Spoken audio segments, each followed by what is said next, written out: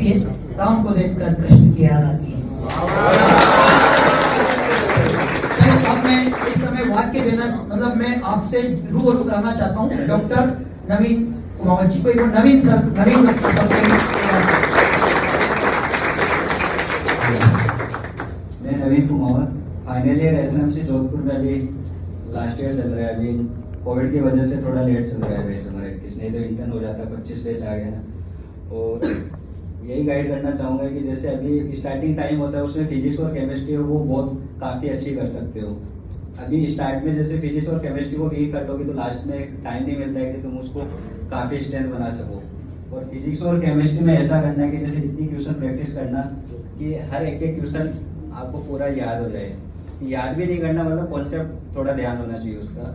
और ऐसे मतलब नींद भी आए तो ये लगे कि कौन सा क्वेश्चन कहाँ से आने वाला है।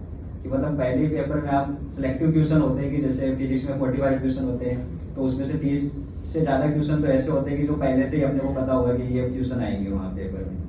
जैसे इलेक्ट्रॉनिक्स होता है तो उसमें एक सेमीकंडक्टर से कंफर्म क्वेश्चन आता है। अभी 11th के बच्चे हैं। अच्छा 11th के बच्चे 11 तो 11th के बच्चे हैं तो इसमें क्या होता है कि जैसे SHM जैसे मान लीजिए कि डायमेंशनल है तो डायमेंशनल से एक क्वेश्चन 100% आ जाता है। तो उसमें ये नहीं कि उसके जैसे डायरेक्ट क्वेश्चन भी नहीं आता तो जैसे किसी भी चैप्टर से लिंक होकर वो डायमेंशन से क्वेश्चन कर तो अपने माइंड में होना चाहिए कि एक डायमेंशन का क्वेश्चन सही करना ही है वहाँ। तो और इतनी क्वेश्चन प्रैक्टिस जैसे कि PYQ पूरा ट्यूस्ट होना चाहिए कि इस साल ये क्वेश्चन मतलब हर एक ही क्वेश्चन आपको याद हो जाएगा लगभग। और उसके अलावा बायोलॉजी डेली रिवाइज करते रहोगे और कंटिन्यू बायोलॉजी में अच्छा स्कोर अगर टेस्ट में भी कम मार्क्स आते हैं क्योंकि यहाँ मॉड्यूल से भी कंसिडर रहता है लेकिन मॉड्यूल के जो क्वेश्चन है वो PYQ होते हैं। यहाँ जो एक्स्ट्रा क्वेश्चन रहते हैं मॉड्यूल में या जो भी कंटेंट होता है वो सारा PYQ रहता है। इनकी एक बात बताऊं, बहुत अच्छी बात बोली है। एक्सरसाइज 1 भी PYQ है, पता है आपको? वो जैसे एक्सरसाइज टाइम होता था तो वो क्वेश्चन उस टाइम काफी क्वेश्चन आते थे तो वो स्टेट PMTs होती थी ना पहले, स्टेट PMT बहुत सारी मतलब राजस्थान के अलग, MP के अलग, UP के अलग, तो नाम हटा दिए बाकी वो सारे PYQ है। बिल्कुल मतलब आए हुए क्वेश्चन है वो भी नहीं आपके PMTs में। ये 27 की नीट दोगे तो अभी जैसे काफी टाइम है तो अभी इतनी क्वेश्चन प्रैक्टिस करो कि क्वेश्चन मतलब ऐसे नहीं कि नीट का काफी कम सिलेबस है। अभी तुम सोच रहे हो कि यही फेज पार करने के बाद सब कुछ मौज आगे भी मौज है लेकिन स्टडी के साथ जो भी है अभी ठीक है कि डिस्टर्ब नहीं होना कि मतलब और किसी फील्ड में जाके अपने को लगता है कि उससे डिस्टर्ब नहीं होते लेकिन वो एक अपने लक फैक्टर को डाउन करता रहता है। जैसे काफी स्टूडेंट बोलते हैं मेरे साथ लक नहीं काम किया तो अपन गलत डायरेक्शन में चलते तो वो लक को इंक्रीज करता जाता है कि मतलब उसको मतलब सिलेक्शन से दूर कर देता है। अपने को डिस्टर्ब नहीं होता है कि जैसे डेली स्टडी हो रही है लेकिन अपन गलत काम भी कर रहे हैं तो वो दिक्कत करती है। फिर बाद में रियलाइज होता है कि अपने ड्रॉप्स कंटिन्यू होते हैं। लेकिन एलन के कंटेंट से बाहर कहीं नहीं जाना, ऐसे नहीं कि किसी भी कोचिंग लेकिन मल्टीपल कोचिंग का जैसे क्या होता है कि जैसे काफी बच्चे ये करते हैं कि जैसे एक चैप्टर एलन से पढ़ते हैं फिर दूसरा चैप्टर दूसरे सर से पढ़ते हैं तो उसमें क्या दिक्कत होता है कि जिस चैप्टर में जो कंटेंट होता है वो वहाँ डाल देते हैं और उस कंटेंट का वहाँ नहीं मिलता तो वो काफी चीजें स्किप हो जाती है। जैसे मान लो कि इनऑर्गेनिक है जैसे काफी सर पीरियोडिक टेबल में बहुत चीजें पढ़ाते हैं तो फिर ब्लॉक में नहीं पढ़ाते तो आप पीरियोडिक टेबल यहाँ से पढ़ लोगे फिर ब्लॉक दूसरे सर की जो अच्छी लगती है वो पढ़ लेते हैं तो वहां से वो आधी चीजें मिस हो जाती है और यहाँ से भी आधी चीजें मिस हो जाती है। ये गलती मत करना है क्यों। ठीक है, कोई डाउट किसी को पूछ सकते हो आप लोग? कोई बात पूछना तो पूछो बेटे। रात में पढ़ना चाहिए नहीं पढ़ना चाहिए? बहुत रात तक जनरली ये होता है कि जैसे रात को मतलब 12 बजे तक सो ही जाना चाहिए। सुबह उठ के जो स्टडी होती है वो अलग होती है। मतलब पढ़ने का टाइम ऐसे नहीं होता है कि जैसे काफी स्टूडेंट ये सोचते हैं कि मैं 14 घंटे पढ़ लूंगा तो मेरा सिलेक्शन हो जाएगा। वो कोई मतलब वो मिथ्या है, मतलब गलत चीज है सोचने के लिए कि काफी स्टूडेंट ऐसे होते हैं कि जो एक पेज पढ़ने में 1 मिनट भी लगाते हैं और कोई 5 मिनट लगाता है तो वो उसमें अपन कितनी देर में कितनी एफिशिएंसी चीज गेन कर पाते हैं वो ज्यादा डिपेंड करता है इस पे। मतलब घंटे देख के अपन जैसे मेरे साथ वाले बच्चे 2 घंटे पढ़ते हैं मैं आधे घंटे पढ़ता हूँ तो भी बराबर सिलेबस कवर हो जाता है। तो वो ऐसे डिफरेंस नहीं कि मेरा साथ वाला सारे दिन पढ़ता है तो वो क्या पता गलत चीज भी पढ़ता है। काफी चीजें ऐसी भी होती है जो बहुत आउट ऑफ चीज होती है।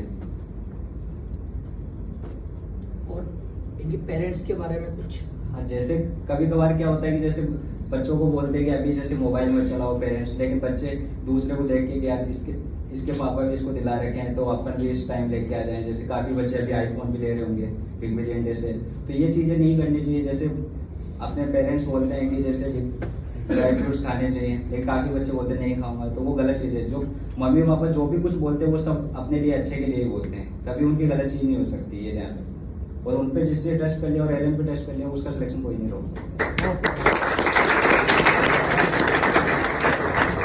इनकी बात में सच्चाई है, क्योंकि डॉक्टर नवीन कुमावत को मैं बहुत अच्छे से जानता हूँ। हमारे एलएन के प्रेसिडेंट सर हैं विनोद कुमावत सर, जानते हो विनोद कुमावत सर, जो ओरिएंटेशन सेशन में मिले थे, जब भी आते हैं वो नेतृत्व करते हैं, ये उनके रिश्तेदार भी लगते हैं। तो इस बिहाफ पर मैं इनके मम्मी पापा को भी जानता हूँ, इनके पापा को मैं अच्छे से परिचित हूँ। और वो भी है ना, मतलब ये इतना रेस्पेक्ट करते हैं। जिस समय नीट का एग्जाम हो रहा था उस समय इनके मम्मी पापा दोनों कोटा में इनको नीट दिलाने भी आए थे। और ये मतलब बॉन्डिंग हमने देखा है, 3 घंटे तक 4 घंटे तक बाहर ही खड़े रहते इनके पापा मम्मी। तो एक बॉन्डिंग बन जाती रहती। मैं ये नहीं कह रहा कि आपके मम्मी पापा आपके साथ उस समय रहेंगे, दिल से तो हमेशा साथ ही। उनके त्याग को, उनकी तपस्या को मतलब दुनिया में कोई न तो मतलब चैलेंज कर पाया था, न कर पाया है, न कोई कर पाएगा। ये तय है, ये सनातन, ये ना शाश्वत चीज है। जब तक धरती चांद रहेगा मम्मी पापा का आशीर्वाद हमेशा हमारे साथ रहेगा। हाँ बेटे, हाँ डॉक्टर साहब खड़े हो जाओ, खड़े होके पूछिए। मिनिमम कितने आवर्स स्लीप लेना चाहिए?